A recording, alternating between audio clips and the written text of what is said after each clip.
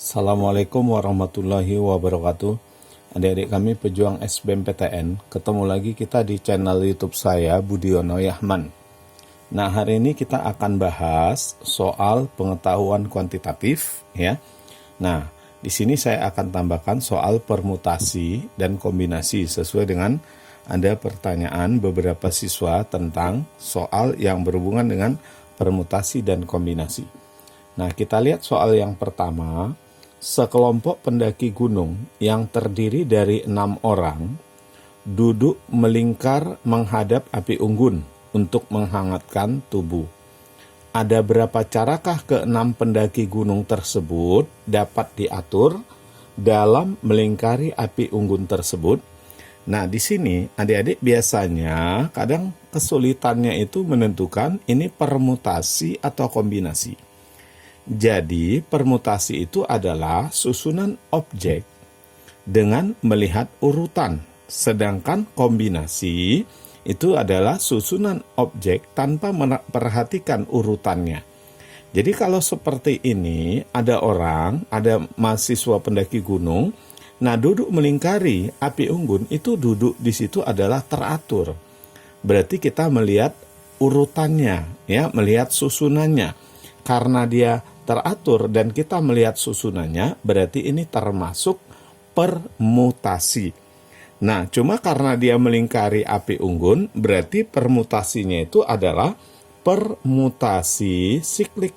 Nah, kalau permutasi siklik gimana rumusnya? Nah, ini ada 6 yang pendaki gunungnya, yang melingkari api unggun. Nah, rumusnya adalah N dikurang 1 faktorial, di mana N-nya itu adalah 6. Nah, 6 pendaki gunungnya, berarti di sini sama dengan 6 dikurang 1 faktorial. Nah, itu artinya sama dengan 5 faktorial. Berapa hasilnya? Berarti 5 kita kali 4 kali 3 dikali 2 kali 1. Nah, coba 5 dikali 4, 20. 20 kita kali dengan 6, itu adalah 120. Ya, jadi soal yang pertama ini termasuk permutasi. Kenapa? Karena kalau orang duduk itu akan teratur, ya. Nggak ngacak dia. Kalau ngacak berarti termasuk kombinasi. Nah, ini kan duduknya melingkar, teratur, ya. Dan yang kita perhatikan di situ justru memang urutannya. Baik, sekarang coba kita lanjut soal yang kedua. Soal yang kedua, seorang peternak akan membeli 3 ekor ayam dan 2 ekor kambing dari seorang pedagang yang memiliki 6 ekor ayam dan 4 ekor kambing. Pertanyaannya, berapa cara peternak tersebut dapat memilih ternak-ternak yang diinginkannya? Nah, jadi pedagangnya itu memiliki 6 ekor ayam. Nah, ini saya tulis ayamnya ada 6, ya, ayamnya ada 6. Kemudian dia memiliki 4 ekor kambing, kambingnya ada 4. Kambingnya ada 4. Lalu si peternak menjumpai pedagang ini dan akan membeli dari 6 ekor ayam, dia akan beli 3 ekor saja. Kemudian dari 4 ekor kambing dia akan membeli 2 saja. Nah, ada berapa macam cara si peternak untuk memilih hewan ternaknya ini? Nah, jadi di sini si peternak itu memilihnya pasti ngacak. Ya, karena ngacak berarti dia termasuk kombinasi. Di sini kombinasinya ada 2, ada kombinasi untuk ayam dan ada kombinasi untuk kambing. Ya, kalau kombinasinya lebih dari 1 seperti ini, kita kalikan saja. Jadi yang pertama, kita cari dulu kombinasi untuk ayam. Ayam itu dari 6, dia pilih 3. Berarti kombinasi 3 dari 6. Nah, ini kita kali dengan kombinasi dari kambing. Kambing itu dari 4, dia pilih 2. Nah, dikali dengan kombinasi 2 dari 4. Nah, sekarang coba kita hitung, ya. Yang pertama ini kita selesaikan dulu. Kombinasi 6. Kombinasi 3 dari 6 berarti itu adalah 6 faktorial dibagi 3 faktorial dikali 6 kurang 3 faktorial. Nah, ini kita kali dengan kombinasi di kambing, yaitu 4 faktorial dibagi 2 faktorial dikali 4 kurang 2 faktorial. Ya, coba sama-sama kita hitung ya. 6 faktorial itu berarti 6 dikali 5 dikali 4 kali 3 faktorial. Ini 3 faktorial. Ini 3 faktorial, berarti 3 kali 2 kali 1. Ini kita bisa coret nih. Ini 3 kali 2 coret nih. Udah. Baru 4 faktorial, berarti 4 kali 3 kali 2 faktorial per 2 faktorial. Ini 2 faktorial, berarti 2 dikali 1. Ini coret. Nah, maka dari sini kita bisa peroleh sekarang ini 5 dikali 4 itu 20. 20 ya. Nah, yang ini jadi 20 itu kombinasi untuk ayamnya. Kombinasi untuk kambingnya 12 dibagi 2, 6. Nah, maka ada 120 macam atau 120 cara peternak tersebut memilih ayam dan kambing ataupun hewan ternaknya. Baik. Nah, itu soal permutasi dan kombinasi. Sekarang kita masuk soal geometri. Adik-adik, sebelum kita lanjut soal yang ketiga, tadi yang pertama, kedua, sekarang yang ketiga, jangan lupa klik tombol like, subscribe, share, ya, serta tulis komentar adik-adik tentang video ini. Baik, sekarang coba kita lihat soal tentang geometri. Nah, pada gambar di bawah, ABF, mana itu ABF? ABF, nah ini. Nah, dan ADF, mana ADF ini? ADF. Nah, ini adalah sebuah segitiga. Ini segitiga, ini juga segitiga, di mana panjang DE. Nah, kita tarik garis putus-putus di sini. Nah, panjang DE artinya jarak dari D ke E ini. Nah, banding panjang BG. BG mana BG? Ini BG.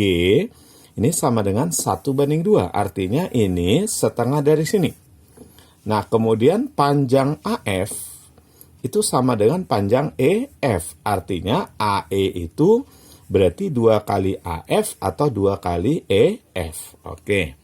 Jika luas segitiga ABF adalah 63, dan luas segitiga ACF adalah 9. Artinya ini 9. Luas ini semua 63. Nah, kalau ini semua 63, ini aja 9, berarti ini tentu 63 kurang 9. 54. Oke, sekarang pertanyaannya, maka luas daerah yang diarsir adalah berapa katanya? Luas daerah yang diarsir. Nah, luas daerah yang diarsir itu 54 ditambah ini. Nah, 54 ditambah ini. Nah, di sini kita belum tahu berapa nilai tinggi ya dan berapa panjang ini alasnya. Nah, untuk itu kita cari dulu berapa nilai alas dan berapa nilai tinggi. Karena kita mau cari ini. Ini suatu segitiga yang berada di dalam segitiga ADE. Nah, luas ini adalah luas ADE dikurang 9 dan ini. Nah, maka tugas kita cari berapa di sini. Yang pasti ini 9. Nah, ini berapa? Nah, ini kita jumlahkan nanti ya, kita jumlahkan ini. Nah, tentu luas ini dikurang jumlah ini, itulah luas ini. Yang ditanya ini tambah ini, yang diarsir. Baik, kita cari dulu nilai alas dan nilai tingginya berdasarkan luas segitiga yang sudah diketahui. Yang sudah diketahui di soal ini adalah segitiga ABF. Coba kita lihat. Luas segitiga ABF itu 63. 63 itu adalah setengah alas. Nah, ini alasnya. Dari sini kemari, ini alas. Ini A. Tentu ini juga A, karena panjang ini dengan ini sama. Dikali panjang ini tinggi. Nah, setengah alas kali tinggi. Nah, itulah dia 63 itu. Setengah alas kali tinggi. Baik. Sekarang kita harus cari berapa luas ini. Nah, itu aja. Luas ini kita perlu tahu ini, ya. Nah, ini luasnya apa? Nah, luas segitiga DEF, ya. Luas segitiga DEF ini adalah setengah alasnya ini A, kali tinggi. Tingginya itu ini, tinggi ini adalah setengah dari sini. Tinggi ini setengah dari sini. Berarti kita buat setengah dari T. Nah, karena tinggi ini tadi kita sebut T. Berarti dari sini kita bisa tahu bahwa ini adalah setengah dari. Nah, coba ini saya buat setengah alas kali tinggi. Setengah alas kali tinggi nih.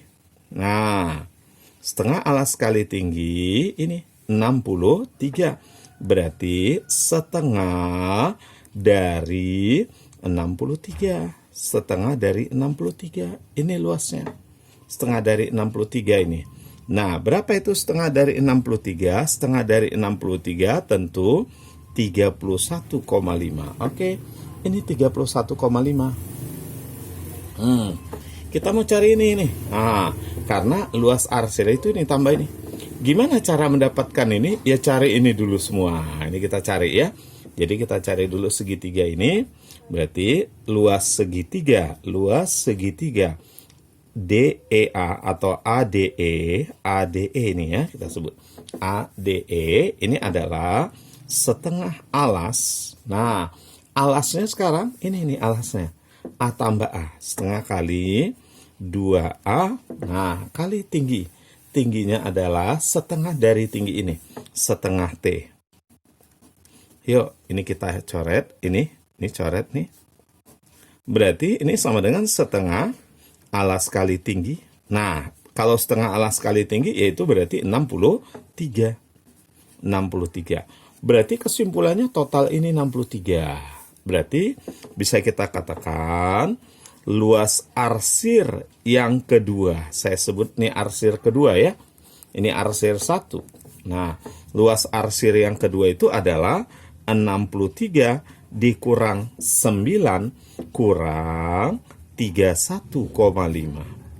Nah, berarti ini 54 dikurang 31,5. Berapa itu? 54 dikurang 31,5. Itu sama dengan 22,5. 22,5. Berarti kesimpulannya ini 22,5. Yang ditanya soal jumlah ini dengan ini. Berarti total luas arsir adalah ini 54 ditambah 22,5. Berapa itu? 76,5. Itu dia ya. Maka jawabannya adalah dodol. Oke, jawabannya dodol. Baik. Kita lanjut yang berikutnya. Nah, ini kita masih geometri, cuma di sini kita hitung sudut ya. Kita menghitung sudut. Nah, pertanyaannya, jika ini A, D, E, G adalah suatu jajar genjang. Apa artinya jajar genjang? Kalau jajar genjang artinya sisi ini dengan sisi ini sejajar, ini dengan ini sejajar. Nah, saya beri tanda. Ini sejajar ya, yang ini juga sejajar dengan ini. Nah, itu. Ya. Oke. Kemudian yang ditanya, berapakah besar sudut HDB? Berarti ini kita disuruh cari. Nah, adik-adik, kalau seandainya kalian ketemu soal tentang sudut-sudut seperti ini, mudah. Isi saja yang kosong. Nah, isi yang kosong. Nah, coba kita lihat. Ini 70. Ya, kita mau cari ini memang. Ini 70. Ini berapa? Karena ini dengan ini bertolak belakang, ya pasti ini 70. Nah, gitu caranya. Ya, isi aja yang kosong terus. Nah, dengan demikian kita bisa juga tentukan nih berapa nih. Nah, ini segitiga. Totalnya 180. Berarti ini ini 80 karena totalnya di sini udah 100. Berarti ini 80. Ini bertolak belakang. Loh, ini pasti 80 nih. Nah, gitu caranya ya. Nah, yang ini ingat ini pelurus. Ini kemari pelurus, ini kemari juga pelurus. Berarti ini 110. Nah, Nah, ingat target kita mau mencari ini ya. Nah, ini bisa kita dapat kalau kita tahu ini. Ini 70, ini pelurus, berarti ini adalah 110. Nah, ini pelurus nih. Sudah, ya. Nah, ingat total semuanya. Ini coba lihat sudut ini dengan ini jajaran genjang.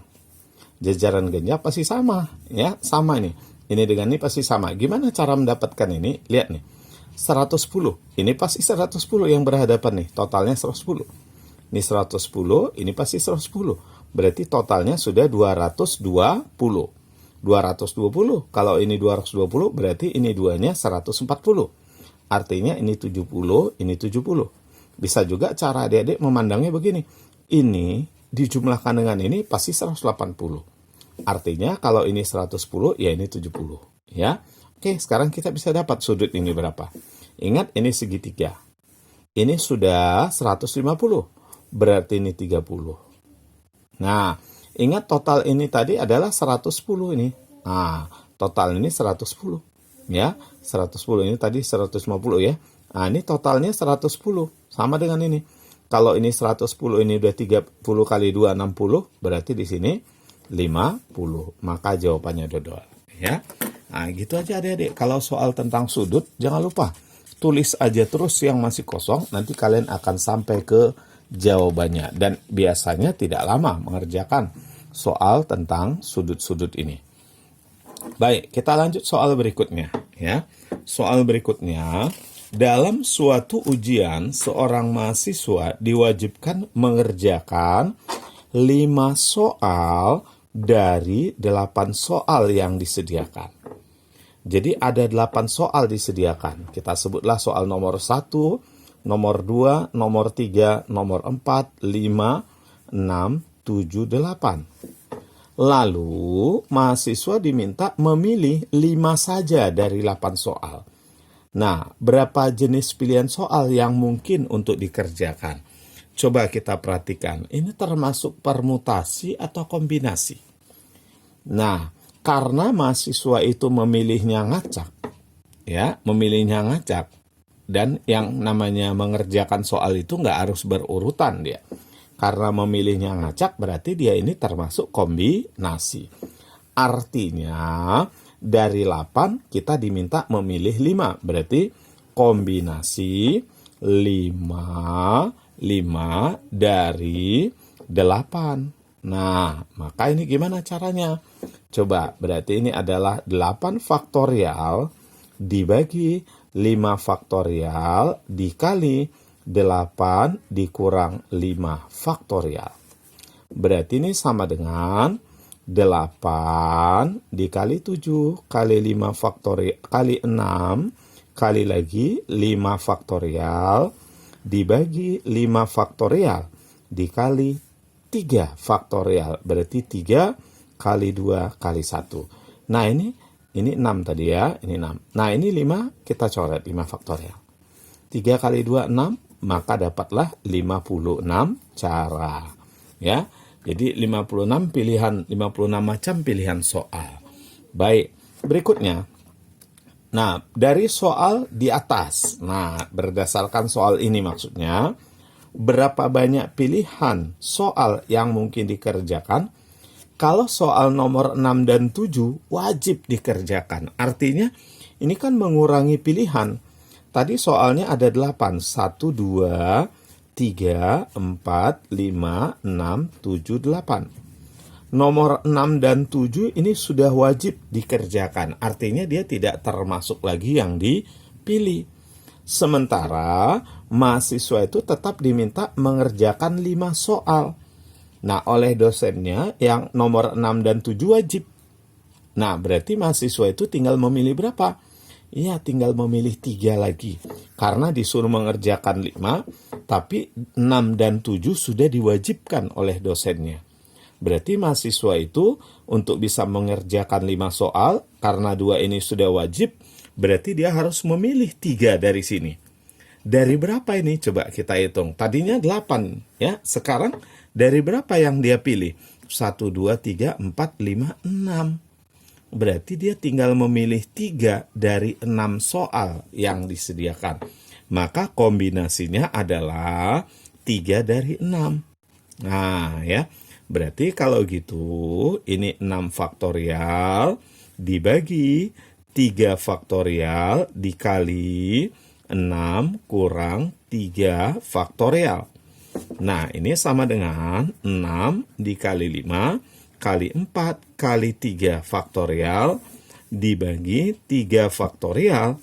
6 kurang 3 ya 3 faktorial. 3 dikali 2 kali 1. Ini kita coret.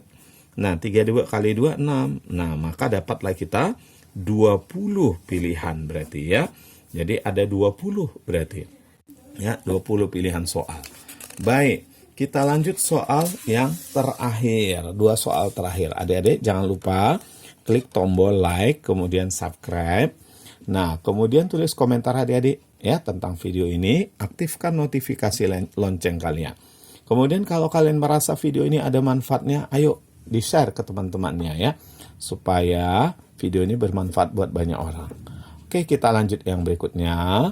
Nah, yang berikutnya, A bintang B ini sama dengan A ditambah B. A bintang B itu sama dengan A ditambah B ditambah akar A kali B. Pertanyaannya, berapakah hasil dari 6 bintang 24? Nah, berarti di sini A-nya adalah 6, B-nya 24. Nah, berarti bisa kita hitung 6 bintang 24. Nah, setiap A ganti dengan 6. Berarti A ganti 6 tambah B ganti 24 ditambah akar A 6 kali 24. Ayo kita hitung. 6 tambah 24 itu 30. Nah, 30 ya. Kemudian 6 kali 24 itu adalah 144. Kalau kita akarkan itu 12, maka dapatnya adalah 42. 42 berarti jawabannya bola. Oke, baik. Berikutnya, jika operasi add didefinisikan dengan add B itu sama dengan B pangkat 3 ditambah 5. Pertanyaannya, berapakah nilai add dari add 2? Nah, berapa nilainya? Nah, Dedek, kalau ketemu soal seperti ini, operasi ya bilangan, lalu ada pakai kurung. Maka jangan lupa yang di dalam kurung kita selesaikan dulu. Berarti ini tetap saja add ya. Yang dalam kurung kita selesaikan. Kalau add B, itu berarti B pangkat 3 tambah 5. Nah, itu kalau add B, berarti B pangkat 3 tambah 5. Kalau add 2, nah gantilah B-nya dengan 2. Berarti 2 pangkat 3 tambah 5. Nah, coba berapa ini? Berarti 2 pangkat 3 itu 8 tambah 5. Selesai? Belum selesai karena masih ada add-nya ini. Nah, berarti sekarang B-nya ini diganti dengan 13. Berarti add 13 itu adalah 13. Ini ya, 13. Nah, 13 pangkat 3. 13 pangkat 3 ditambah 5. Oke. Berapa itu 13 pangkat 3? 13 pangkat 3 itu adalah 169 dikali 13. Karena 13 pangkat 2 itu 169. Kali 13, 2197. Ditambah 5. Nah, maka dapat kita 2202. Oke, adik-adik, maka jawabannya entok. Nah, adik-adik kami pejuang SBMPTN, ya, jadikan channel YouTube saya Budiono Yahman sebagai sarana belajar untuk adik-adik semua. Semoga kalian jadi pemenang di SBMPTN tahun ini. Jangan lupa ya, klik tombol like, kemudian subscribe, lalu tulis komentar adik-adik. Seandainya bermanfaat, silahkan share video ini ke teman-temannya. Terima kasih. Assalamualaikum warahmatullahi wabarakatuh.